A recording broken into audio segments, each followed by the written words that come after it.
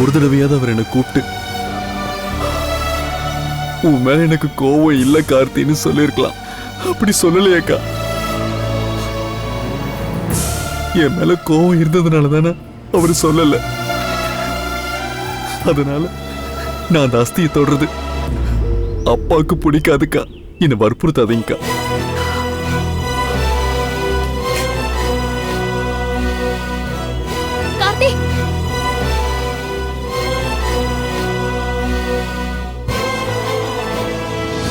கார்த்தி, கார்த்தி, ஒரு நிமிஷம் நான் சொல்றத கேளுங்க. என்கிட்ட பேசுங்க. பத்ரா, என்ன கொஞ்சம் தனியா விடுறியா ப்ளீஸ்?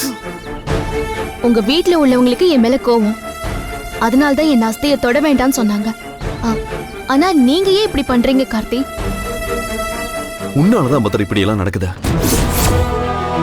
அது தெரிஞ்சும் ஒண்ணும் தெரியாத மாதிரி இப்ப என்கிட்ட பேசிட்டு இருக்க பாத்தியா? நீங்களும் எல்லாரும் மாதிரியும் பேசாதீங்க கார்த்தி. என்னை அவமானப்படுத்தணும் தான் என்னை இங்க கூட்டிட்டு வந்திருக்காங்க. அதனால என் அஸ்தியை தொட வேணாம்னு சொல்றாங்க. அதை புரிஞ்சுக்காம அனாவசியமா நீங்க செய்ய வேண்டிய சடங்கு செய்யாம வந்துட்டீங்களே கார்த்தி. வாங்க கார்த்தி, எனக்காக வந்து சடங்கு செய்யுங்க. ஏய், எங்க அக்கா உன்னை அவமானப்படுத்துறதுக்காக இங்க கூட்டிட்டு வரல. நீயும் இந்த சடங்குல கூட இருக்கணும் தான் உன்னை இங்க கூட்டிட்டு வந்தாங்க. எங்க அக்கா சொன்னது சரிதான். எங்க அப்பா உன்னாலதான் என்கிட்ட பேசாம இருந்தாரு. அதனால என்கிட்டயே ஒரு இப்ப கோவமா தான் இருப்பாரு. ஐயோ கார்த்தி, நான் எப்படி உங்களுக்கு சொல்லி புரிய வைப்பேன்? நீ ஒன்னும் புரிய வைக்க வேண்டாம் பத்ரா. என் குடும்பத்தை இனிமே நான் என்ன செஞ்சு நிம்மதியாக்க போறேன்னு எனக்கு தெரியல. எல்லாம் சரியா போயிடும் கார்த்தி. எப்படி சரியாகும் பத்ரா? உன்னால கெட்டு போன எங்க வீட்டோட நிம்மதிய உன்னால திருப்பி தர முடியுமா? சொல்ல முடியுமா?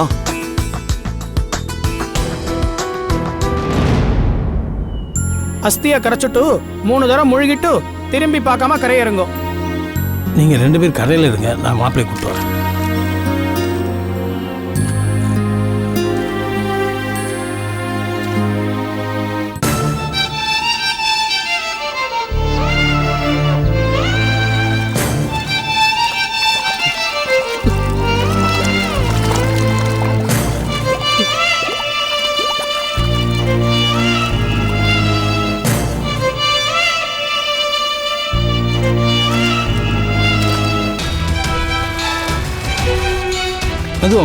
பார்த்து அழைச்சிட்டு வாங்க. சரி, திரும்பி பார்க்க வேண்டாம். ஐயோ மாப்ள, ஐயோ என்ன மாப்ள, பார்த்து வர கூடாது. ஐயோ என்னாச்சு? என்னாச்சு? என்னாச்சு கால்ல? ஐயோ ரத்தம் வர கூடாது. கஸ்தூரி, கார்ல ஃபர்ஸ்ட் எய்ட் பாக்ஸ் எடுத்துட்டு வா. ஐயோ பாத்து பாத்து பாத்து உட்காரு. பார்த்து வந்திருக்க கூடாது.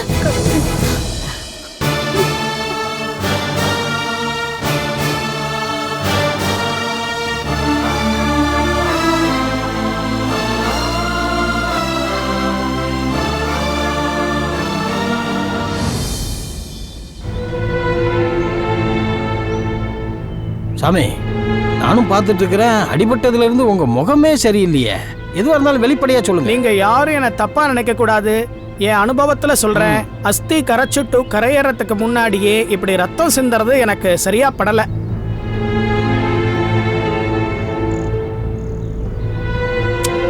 ஏன் இப்படி சுத்தி வளைச்சு பேசிட்டு இருக்கீங்க?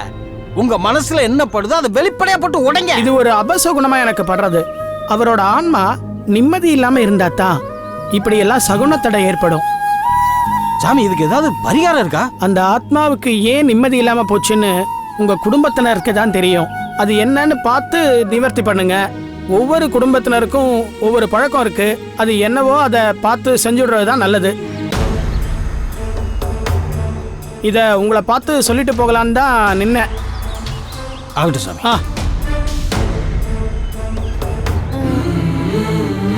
அத்தை, பார்க்கவே டயர்டா இருக்கீங்க. வாங்க கார்ல போய் ரெஸ்ட் எடுக்கலாம். வாங்க. எனக்கு ஒன்றும் டயர்டா இல்லை. பத்ரா கிட்ட நான் கொஞ்சம் பேசணும். இவகிட்டயா? நீங்க ஏன் அத்தை அவசரப்பட்டு பேச போறீங்க? பத்ரா கிட்ட யார் என்ன பேசணுமோ அவங்க வந்து பேசுவாங்க. நீங்க கம்முன்னு இருங்க.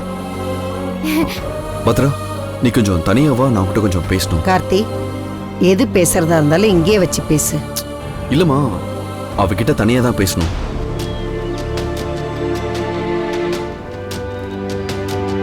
அத்தை, நான் என்னன்னு கேட்டுட்டு வந்துடுறேன். ஆமாத்த, அவங்களுக்குள்ள பேசுறதுக்கு 1000 இருக்கும். நமக்கு எதுக்கு அதெல்லாம்? நம்ம ஏன் இதுல தலையிடணும்? கார்த்தி, போங்க போங்க போங்க.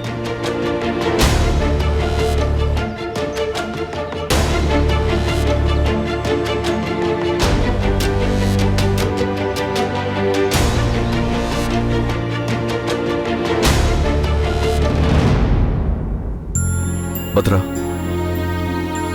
என் குடும்பமே இப்போ உன்கிட்ட உதவி கேட்டு நிக்குத. நீ என் மேல கோவமா இருக்க, ஆனாலும் என் குடும்பத்துக்காக நான் இந்த உதவியை கேட்கிறேன். நான் உங்க எமோஷனை புரிஞ்சுக்கிறேன் கார்த்திக். அதனால உங்க மேல எனக்கு எந்த கோவமும் இல்லை. நான் என்ன செய்யணும்னு சொல்லுங்க. அப்பாவோட அஸ்தியை கரைக்கும் போது அண்ணனுக்கு அடிபட்டுருச்சான். அது ஏதோ அபசகுணம்னு எல்லாருமே ஃபீல் பண்றாங்க. இப்ப அப்பாவோட ஆன்மா சாந்தி அடையணும்னா ஏதோ குலதெய்வம் கோயில பரிகார பூஜை பண்ணணுமா?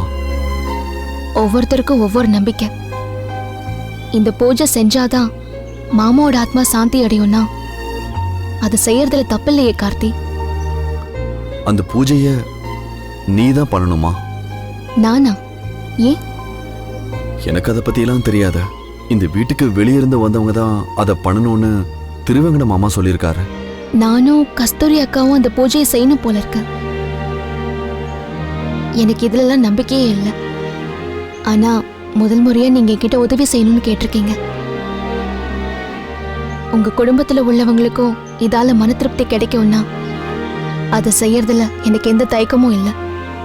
தேங்க்ஸ் பத்ரா. நான் உங்களுக்காக இதையும் செய்வேன் கார்த்தி. இதை செய்யறதுனால நீங்க என்கிட்ட பேசுவீங்கன்னா அதை விட வேற என்ன எனக்கு வேணும்?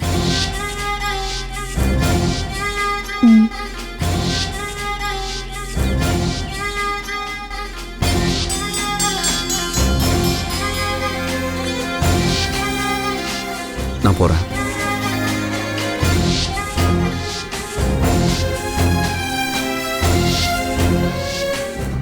தான் செய்த பாவத்தை தெய்வத்தோட சன்னதியில ஒத்துக்கிட்டு மண்டியிட்டு மன்னிப்பு கேட்கறதான் பாவ பரிகாரம்.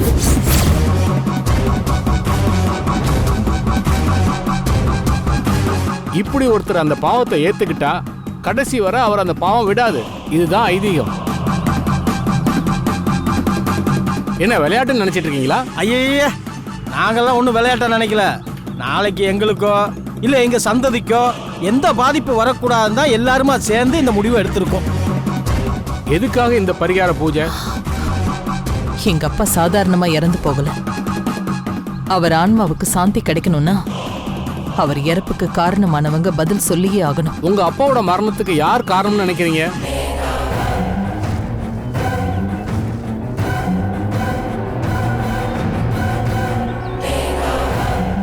யார் காரணமா? என்ன சாமி விடிய விடிய கதை கேட்டு சீதைக்கிராமன் சித்தப்பங்கிற மாதிரி சொல்லிட்டு இந்த நிக்கல இவதான்.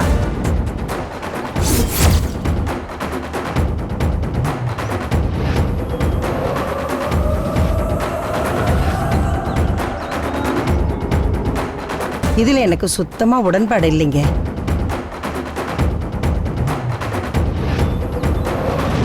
அவ என்னோட மருமக தான். இப்ப இவங்க எல்லாருமா சேர்ந்து அவ மேல பழிய சுமத்துறாங்க. நீங்க தான் என் மருமகளுக்கு எதிராக இவங்க செய்ய போற பாவத்தை தடுத்து நிறுத்தணும். அம்மா கவலைப்படாதீங்க. எடுத்தோம் முடிச்சோம்னு செய்யக்கூடாது. நான் ஒரு முடிவுக்கு வந்திருக்கேன். நீங்க எல்லாரும் அது கட்டுப்படுவீங்கன்னு நம்புறேன். சரிங்க சாமி.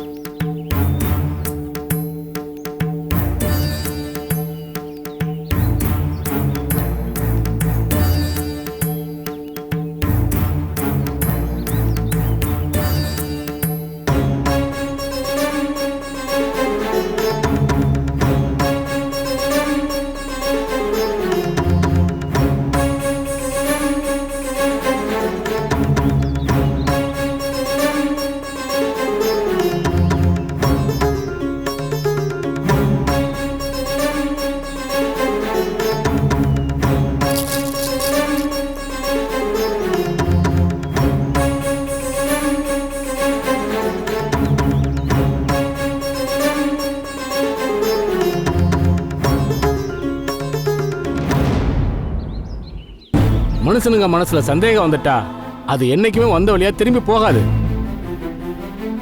உங்க மனசுல இருக்க சந்தேகத்தை தீர்க்கணும். உங்க அப்பாவோட மரணம் இயற்கையா நடந்ததா அப்படின்னு கண்டுபிடிச்சிடலாம்.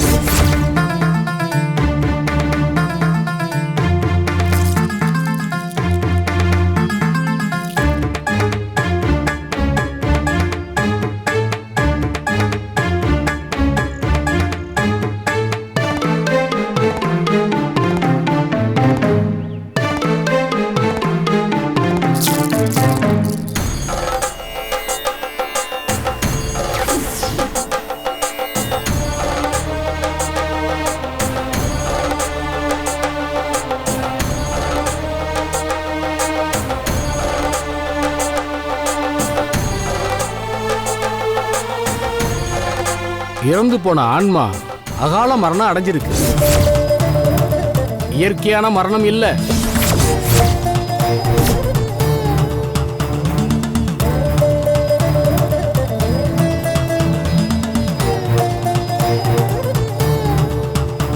சரியா சொன்னீங்க சாமி. நீங்க என்ன சோவிய உருட்டி கணக்கெல்லாம் பார்த்து கூட்டி கழிச்சு சொல்றீங்க. நாங்க ஸ்ட்ரைட்டா விஷயத்துக்கு வந்துட்டோம், அவ்வளவுதான். சொந்த பந்தத்தால இறப்பு நடந்திருக்கு. விதிக்கப்பட்ட காலத்துக்கு முன்னாடியே ஆன்மா உடலை விட்டு போயிருக்கு.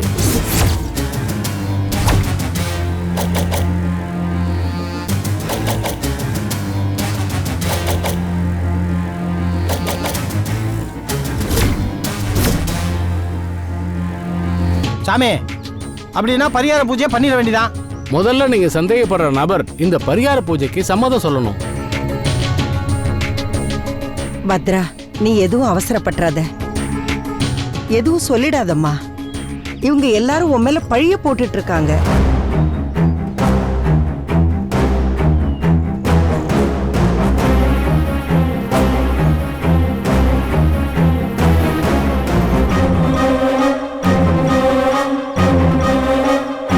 நான் இந்த பரிகாரத்துக்கு சம்மதிக்கிறேன். பத்ரா,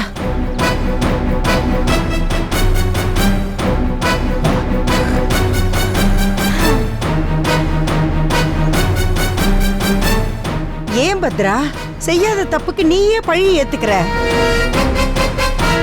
இவங்க எல்லாரும் உனக்கு எதிரா செய்யற பாவ காரியம். அதுக்கு போய் எதுக்கு சம்மதிக்கிற? அத்தை, நான் இந்த பரிகார பூஜையை பண்றதுனால குடும்பத்துக்கு நிம்மதி கிடைக்கும்னா நான் பாவத்தை ஏத்துக்க தயாரா இருக்கேன். இல்ல, இதையெல்லாம் என்னால சகிச்சுக்க முடியாது. பத்ரா, நீ யார்கிட்டயும் மன்னிப்பு கேட்க வேண்டாம். செய்யாத தப்புக்கு எதுக்காக பாவ மன்னிப்பு கேட்கிற?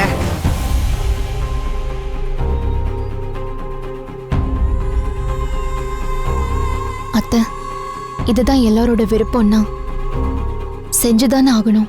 நீ என்கிட்ட எந்த மன்னிப்பு கேட்க வேண்டாம். என்னால இதையெல்லாம் பாத்துக்கிட்டு சும்மா இருக்க முடியாது. அத்தை, அத்தை, போங்க.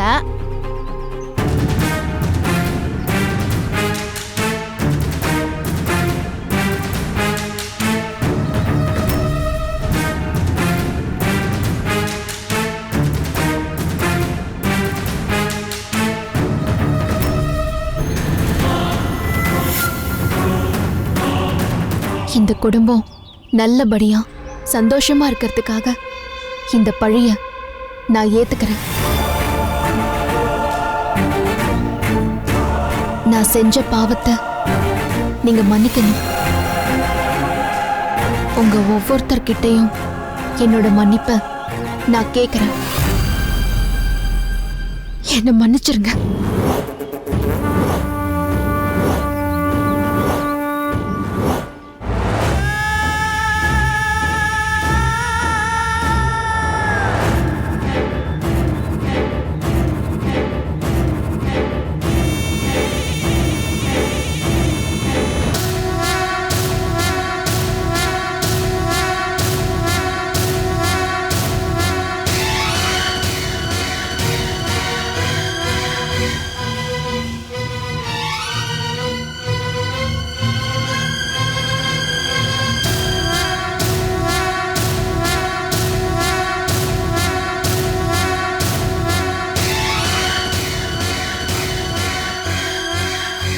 அப்பா, கேட்டீங்களாப்பா?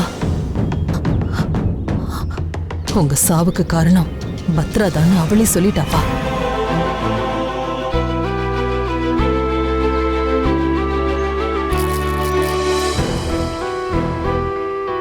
நான் இந்த பரிகாரத்துக்கு சம்மதிக்கிறேன்.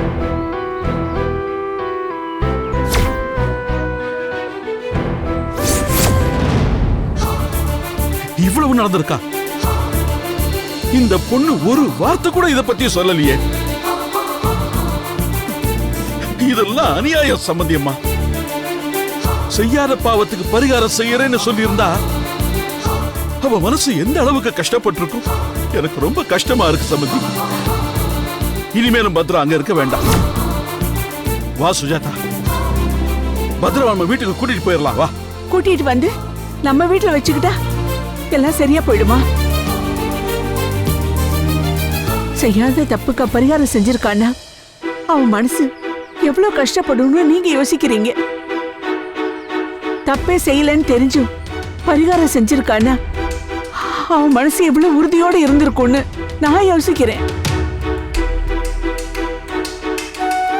சம்பந்தி, அவ அங்கேயே இருக்கட்டும் சம்பந்தி. நான் ஒரேடியா நம்பிக்கை விட்டு இல்ல. மாப்பிள்ளை எப்பவும் இப்படியே இருக்கிறவர் இல்ல. உங்களையும் என்னையும் அவர் எப்படி பாத்துக்கிட்டாரு? ஒரு மக மாதிரி தினமும் போன் பண்ணி விசாரிச்சாரா இல்லையா? பத்ரா அடிபட்டு ஆஸ்பத்திரியில இருக்கும்போது எப்படி வந்து மாப்பிள்ளை கவனிச்சாரு? அவர் மனசுல அன்பு இருக்குங்க. ஆனா அது வெளியே தெரியறதுக்கான வாய்ப்பு தான் அவருக்கு இல்லாம போயிடுச்சு. சம்பந்தி, நீங்க எங்களுக்கு ஒண்ணு செய்யணும். சொல்லுங்க. மாப்பிள்ளையும் பத்ராவையும் உட்கார வச்சு அவங்க 2 பேரும் சேர்ந்து வாழணும்னு சொல்லுங்க. மாப்பிள்ளை மனசுல என்னதான் இருக்குன்னு நீங்க தெரிஞ்சுக்கணும். நான் கண்டிப்பா கார்த்திகிட்டையும் பத்ரா கிட்டையும் பேசுறேன். நான் இங்க வரும்போது பெரிய குழப்பத்துல இருந்தேன். இப்பதான் எனக்கு ஒரு சின்னதா நிம்மதி கிடைச்சிருக்கு. நான் பத்ரா கார்த்திகிட்ட கண்டிப்பா பேசுறேன். நடந்த விஷயங்களுக்கு தயவு செஞ்சு எங்களை மன்னிக்கணும். ஐயோ, அதெல்லாம் ஒண்ணும் இல்ல சம்பந்தி. எங்க பொண்ணு எல்லா சோதனைகளையும் கடந்து ஜெயிச்சு வருவா பாருங்க.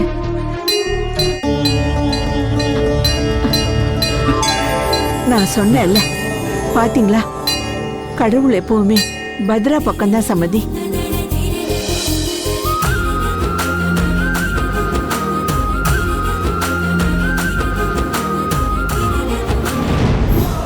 எங்க அப்பாவோட படத்தை சாமி ரூம்ல வச்சது உனக்கு பிடிக்கல, அதனால கீழே வேணும்னே போட்டிருக்க.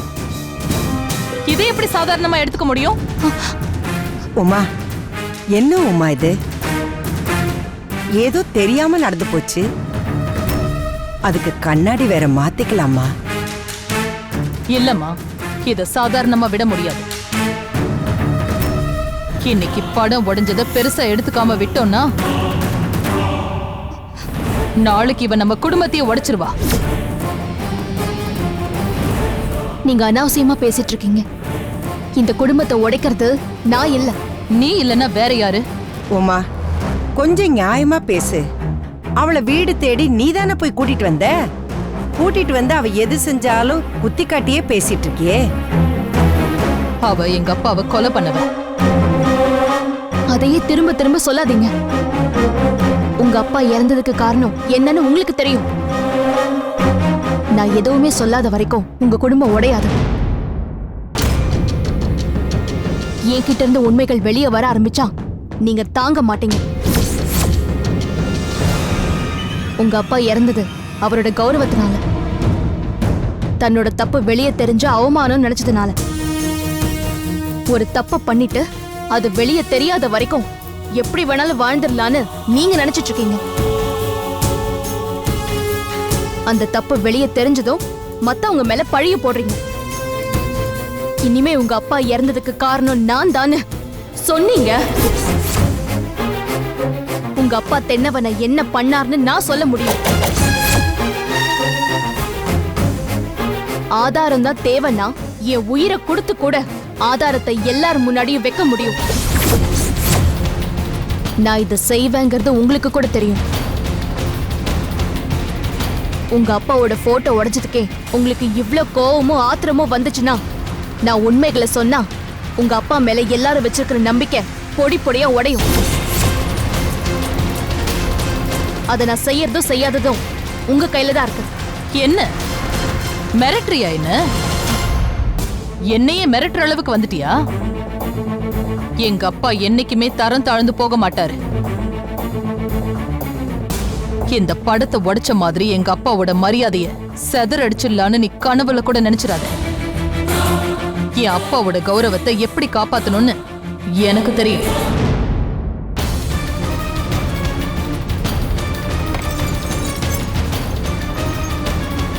அம்மா என்ன பண்ற? கீழே வையே, கண்ணாடி கிண்ணாடி கையில குத்திக்க போகுது.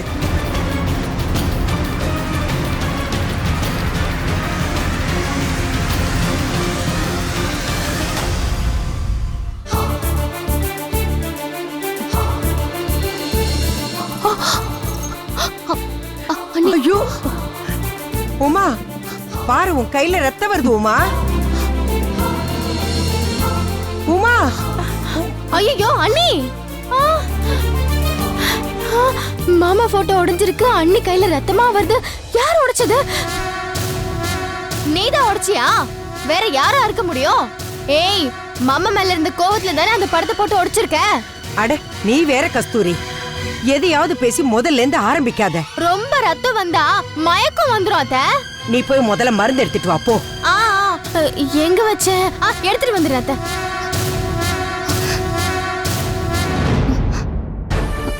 அத்தை, இப்படி ஆகும்னு நான் நினைக்கவே இல்லை. இப்படி ஆகும்னு நான் கூடவே நினைச்சேன். விடுமா, நான் போய் அவளை பாக்குறேன்.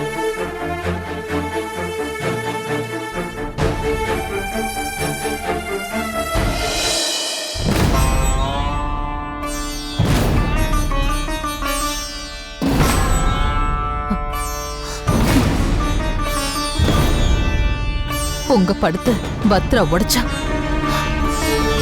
உங்களையே அழிச்ச மாதிரி ஆகும்பா. உண்மைய வெளியில சொல்லிடுவேன்னு என்ன மிரட்டுறாப்பா? எங்க இருந்துப்பா அவளுக்கு இவ்ளோ தைரியம் வந்துச்சு? இது நம்ம வீடு, நீங்களும் நானும் ஆள்ற வீடு. அதுக்குள்ள அவ ஒரு தூசி மாதிரி. அவ ஏன் முன்னாடி வந்து நின்னு உங்களை பத்தி தப்பா பேசுறாப்பா?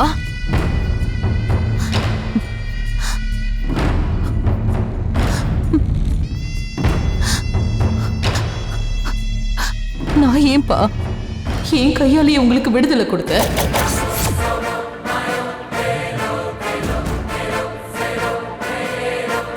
அதுக்கெல்லாம் என்னப்பா அர்த்தம்? நீங்க இறந்து போகும்போது என் மனசு எப்படி இருந்துச்சு தெரியுமா? உயிரை என்னை விட்டு போற மாதிரி இருந்தது. உண்மைய சொல்லிடுவேன்னு என்ன வந்து மிரட்னா பத்ரா. பத்ரா கிட்ட இருந்து உங்களை காப்பாத்திட்டேன்பா. என் கையால உங்களுக்கு உயிர் விடுதலை தரும்போது நீங்க சந்தோஷப்பட்டீங்கப்பா. அது எனக்கு தெரியும். ஆனா நான் மனசுடைஞ்சு போயிட்டேன். இன்னைக்கு நம்ம வீட்லயே என் கண்ணு முன்னாடியே உங்க போட்டோவை படிக்கும் போது எனக்கு உங்க உயிர் போன அன்னைக்கு வந்த வலி இன்னைக்கு வந்துச்சுப்பா. மன்னிச்சிருங்கப்பா. பத்ரா இனி ஒரு தடவை கூட இப்படி உங்களை கஷ்டப்படுத்த மாட்டாப்பா. நீங்க உயிர் தியாகம் பண்ணிருக்கீங்க, அதுக்கு நான் உதவி செஞ்சிருக்கேன். இதுக்கெல்லாம் பத்ரா நல்லா அனுபவிப்பாப்பா. இது சத்தியம். உமா,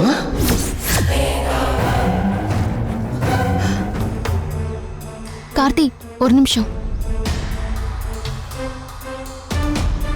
நானும் உங்க கூட வரட்டுமா? எதுக்கு? வேண்டாம், நாங்க பாத்துக்கிறோம். கார்த்தி, என்னோட சர்வீஸ்ல காணாம போன நிறைய பேரை ட்ரேஸ் பண்ணி கண்டுபிடிச்சிருக்கேன். இப்போ அத்தை காணாம போய் எத்தனை மணி நேரம் ஆச்சு? இந்த நேரத்துல அவங்க எவ்வளவு தூரம் வரைக்கும் போயிருக்க முடியும்? அவங்க எங்கெல்லாம் போக சான்சஸ் இருக்குன்னு எனக்கு சில ஐடியாஸ் இருக்கு. அதை வச்சு நாம அத்தையை தேடலாம். உங்க கூட என்னையும் கூட்டிட்டு போங்க கார்த்தி.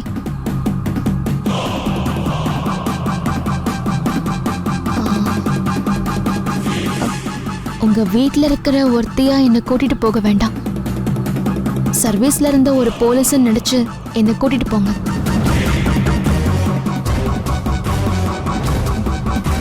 சரி வா போலாம்.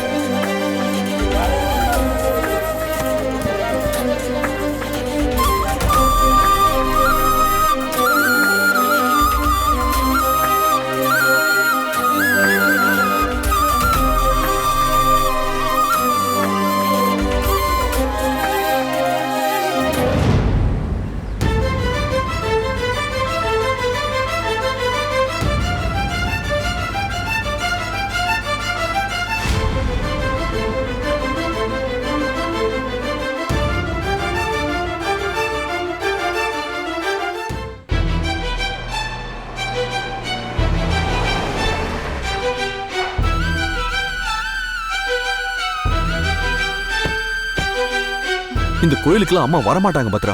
சும்மா டைம் வேஸ்ட் பண்ண வேண்டாம். வா போலாம். தேடிட்டு போலாம் கார்த்தி. அடிக்கடி போற கோவிலுக்கு தான் அத்தை போவாங்கன்னு நினைக்க முடியாதுல்ல. இங்க பார்த்துட்டு போலாமே.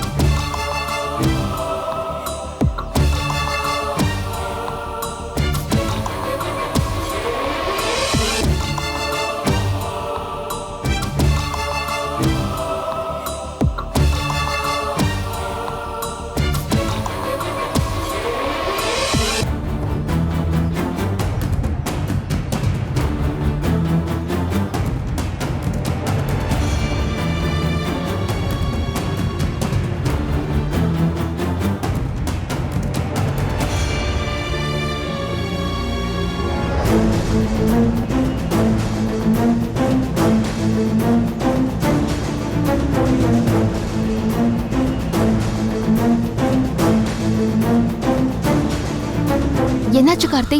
நான் தான் சொன்னேன்ல, எங்கேயும் காணோம். அம்மா இங்கெல்லாம் வரமாட்டாங்கன்னு. அந்த சைடு நல்லா தேடினீங்களா? எல்லா இடத்துலயும் தேடி பார்த்துட்டேன். ஐயோ, நானும் ஃபுல்லா தேடிட்டேன். இங்க எங்கேயுமே காணோம். அதான் சொன்னேன்ல, மாதிரி தோணுது. அம்மா இங்கெல்லாம் வரமாட்டாங்கன்னு. வா போலாம். வா.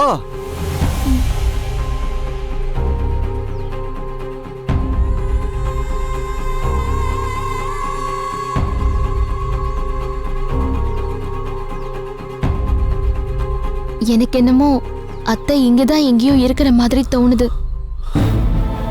நீ இப்ப வரைய இல்லையா பத்ரா? இங்க நின்னு நேரத்தை வேஸ்ட் பண்ணாத.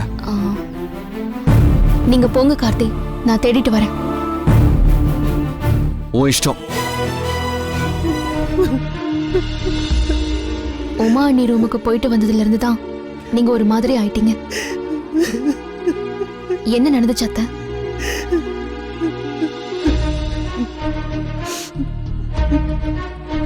உங்களுக்கு சொல்ல இஷ்டம் இல்லைன்னா விட்டுருங்க அத்தை.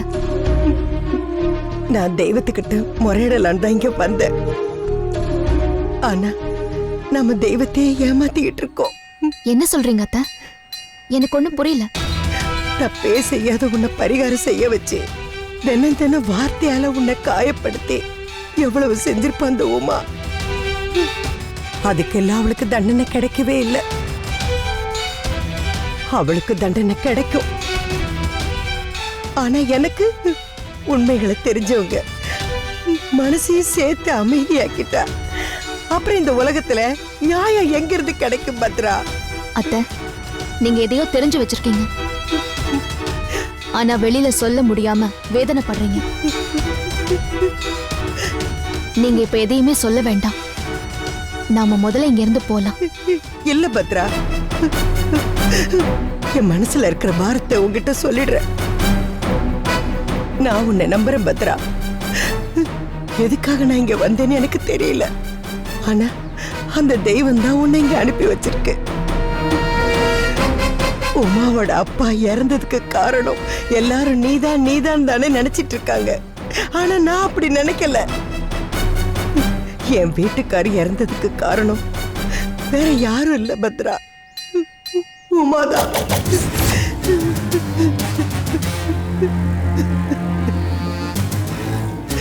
உமாதான் அவர் இறந்ததுக்கு காரணம். என்ன அத்தை சொல்றீங்க? அவரை நீ அரெஸ்ட் பண்ண கூடாதுன்னு சொல்லி கௌரவத்துக்காக அவளே அவ கையால அவரை கொண்டு இருக்கா.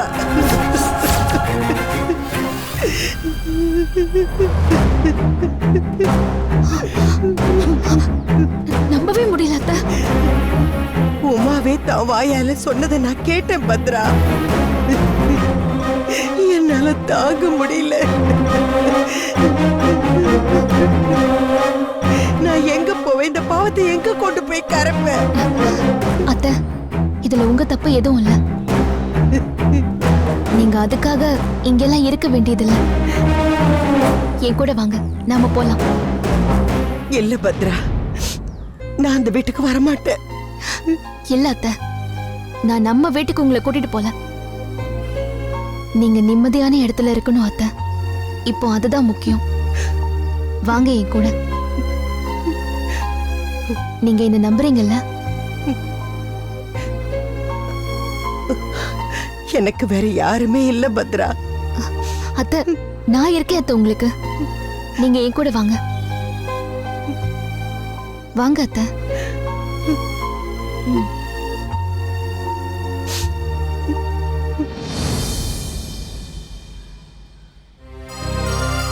வாங்க இங்க.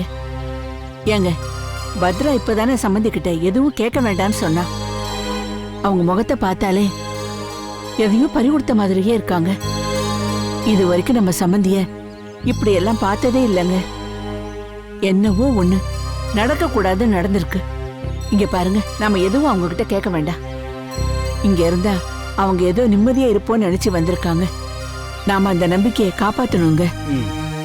முக்கியமா இதை நான் உங்ககிட்ட ஏன் சொல்றேன்னா, அவங்க கிட்ட போய் என்னாச்சு ஏதாச்சுன்னு விசாரிக்காம இருக்கணும். புரிஞ்சுதா? அதே மாதிரி ஆறுதல் சொல்றேன் அது இதுன்னு அவங்க கிட்ட போய் உளறி கொட்டிட்டு இருக்காதீங்க. சரி. என்ன சுஜாதா, வாயை மூடிட்டு சும்மா இருங்க, நேரடியாவே சொல்லிருக்கலாமே. இதுக்கு நீ இவ்வளவு பேசிருக்க வேண்டாம் சுஜாதா. ஏன் இப்படி? இல்லங்க, இவ்வளவு விளக்கமா சொல்லலைன்னா உங்களுக்கு எதுவும் புரியாது. இல்லன்னா சம்பந்தியம்மா கிட்ட போய் ஏதாவது உளறிக்கிட்டே இருப்பீங்க. நான் எதுவுமே பேசல, போதுமா? சரி வா போலாம். சரி சரி. ஏங்க, பத்ராவோட ரூம சம்பந்தியம்மாவுக்கு தந்துருவோம். அதை ரெடி பண்ணி கொடுங்க, சரியா? அப்புறம் அவங்க சாப்பிட்டுருக்க வேற மாட்டாங்க. அவங்க சாப்பிடறதுக்கு நான் போய் ரெடி பண்றேங்க. சரிம்மா, வாங்க. வா. என் மாமியார நான் தங்க தட்டுல வச்சு தாங்கி இருக்கேன். இப்ப கூட அவங்க காணாம போயிட்டாங்கன்னு நான் தான் உட்காந்து பதறிட்டு இருக்கேன். நான் சாப்பிட கூட இல்ல, தெரியுமா? நம்பிட்டம்மா. மத்தவங்கலாம் நிம்மதியா உட்காந்து எனக்கு என்னன்னு இருக்காங்க. நீங்க என்னடா என்னையவே குறை சொல்லிட்டு இருக்கீங்க? கொத்தமல்ல நெஞ்சு குறுகுறுக்குமா? என்னையா சொல்ற?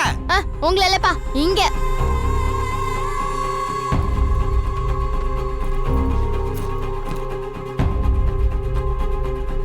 எதுக்கு எந்திரிச்சு அத்தை ரூம்குள்ள போறா?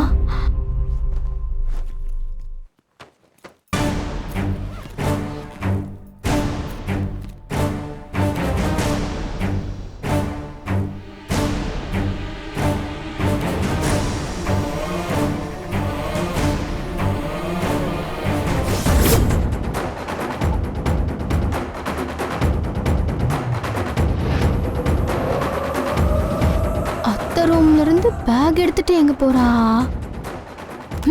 நான் சந்தேகப்பட்டது சரிதான். இன்னைக்கு இருக்கு அவளுக்கு.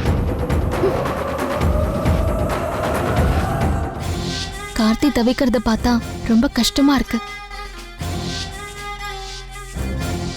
உமா நீயும் வருத்தத்துல இருக்கிற மாதிரி தான் தெரியுது. ஒவ்வொருத்தரோட வருத்தத்துக்கு பின்னாடி ஒரு சுயநலம் இருக்கும் பத்ரா. சில நேரங்கள்ல இதெல்லாம் ஏன் கடவுள் வேடிக்கை பார்க்க வைக்கிறாருன்னு எனக்கு தோணும். அவரை அனுப்புனதுக்கு பதிலா உமா. அத்தை, உங்களுக்கு ஒரு நல்ல விஷயம் சொல்ல மறந்துட்டேன் அத்தை. கேட்டா நீங்க ரொம்ப சந்தோஷப்படுவீங்க. சந்தோஷப்படுறது மட்டும் இல்ல, என்னோட பழைய அத்தையாவும் மாறிடுவீங்க. நான் இருக்கிற நிலைமையில என்ன சந்தோஷப்படுத்துற விஷயம் எப்படி இருக்க முடியும் பத்ரா? இருக்கே, சொல்லட்டுமா?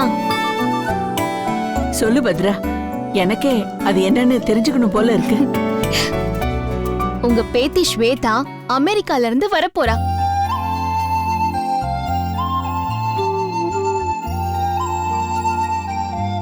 உண்மையாவ சொல்ற? உமாதான் அவளை வரவிட மாட்டாளே. உண்மைதான் அத்தை. அவளுக்கு எக்ஸாம் முடிஞ்சிருச்சான். நேத்து எல்லார்கிட்டயும் பேசினான். உங்களை காணோம்னு அவளுக்கு தெரிஞ்சிருச்சு. இனி ஒரு நிமிஷம் கூட அங்க இருக்க மாட்டேன்னு அவ சொல்லி கிளம்பிட்டா. உண்மையிலே இது நல்ல விஷயம் பத்ரா. என்னை விட ஸ்வேதா வரப்போற நாளுக்காக ஒருத்தர் வருஷக்கணக்கா காத்துக்கிட்டு இருக்காரு.